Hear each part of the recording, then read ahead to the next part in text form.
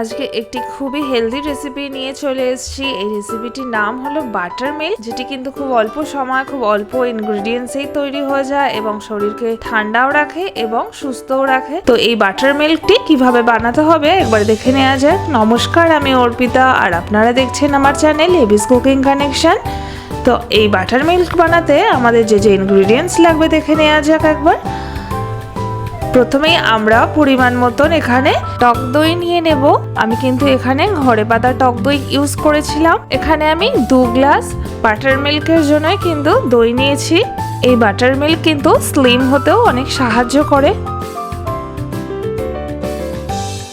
এরপরে আমরা এখানে ভাজা জিরে নিয়ে নিয়েছিলাম এবং জিরেটাকে আমরা কিন্তু এবারে একটুখানি গুঁড়ো করে নেব এবং পুরো কিন্তু গুঁড়ো করা যাবে না, এটাকে ক্র্যাশ করে নিতে হবে অল্প একটু। এখানে কিন্তু জিরে ক্র্যাশ করা হয়ে গেছে। এবারে আমরা এটিকে একটি বোলের মধ্যে ঢেলে দেব।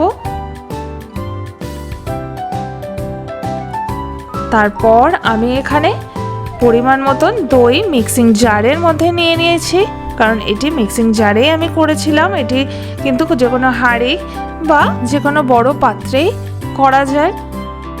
মিক্সিতে করলে একটাই সুবিধা যে খুবই তাড়াতাড়ি হয়ে যায়, কিন্তু অন্য কোনো পাত্রে করলে বেশি টাইম লেগে যায়, তাই জন্য মিক্সিতে করাই কিন্তু ভালো। এরপর আমরা এই টক দইয়ের মধ্যে কিছুটা পরিমাণ ধনে পাতা দিয়ে দেব। ধনে পাতাটা কুচিয়েও দেওয়া যায়, কিছুটা পুদিনা পাতা দিয়ে দেব, এটিও তাই কুচিয়ে দেওয়া যায়। তারপর একটা কাঁচা লঙ্কা দিয়ে দেব এবং অল্প 2 টুকরো আমরা আদা দিয়ে দেব।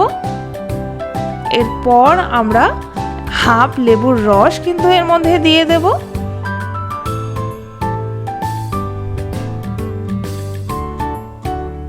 এরপর আমরা এর মধ্যে বিট নুন বা ব্ল্যাক সল্ট দিয়ে দেব পরিমাণ মতন।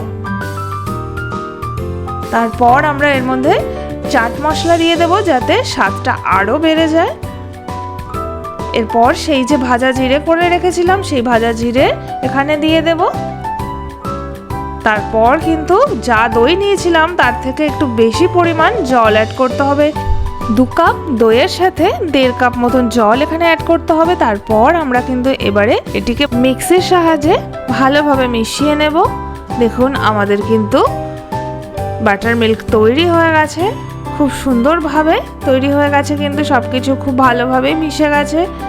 এরপর আমরা একটি প্লেট নিয়ে তার মধ্যে কিছুটা জল জিরে নিয়ে নেব। এটা কিন্তু অপশনাল, এটা না হলেও কোনো অসুবিধা নেই। তারপর আমরা গ্লাসের মুখে এই জল জিরাটাকে ভালোভাবে মিশিয়ে নেব যাতে খাওয়ার সময় একটা টেস্ট আসে জল জিরার, টক ঝাল মিষ্টি মতন। এটা অবশ্যই অপশনাল। এরপর গ্লাসের মধ্যে আমরা একটি বরফের টুকরো দিয়ে দেব বা আইস কিউব দিয়ে দেব। তারপর কিন্তু আমরা বাটার মিল্কটাকে কাঁচের গ্লাসে সার্ভ করে দেব। আর এটি ঠান্ডা ঠান্ডা খেতে খুবই ভালো লাগে। আর এটা কিন্তু ওয়েট লস করতেও খুব সাহায্য করে, শরীরকে ঠান্ডা রাখতেও সাহায্য করে। এরপর এর ওপরে আমরা ওই ক্রাশড জিরের গুঁড়ো দিয়ে দেব যাতে টেস্টটা আরো ডাবল হয়ে যায়। এই বাটার মিল্ক রেসিপিটি বানাতে মাত্র 10 মিনিটের মতন টাইম লাগে এবং এটি কিন্তু খুবই হেলদি এবং টেস্টি। অবশ্যই আপনারা বাড়িতে বানিয়ে দেখবেন। কেমন লাগলো আমাকে কমেন্টসে জানাতে ভুলবেন না এবং ভালো লাগলে লাইক শেয়ার ও সাবস্ক্রাইব করতে ভুলবেন না। দেখা হবে নেক্সট এপিসোডে নেক্সট একটি ভিডিও। ধন্যবাদ।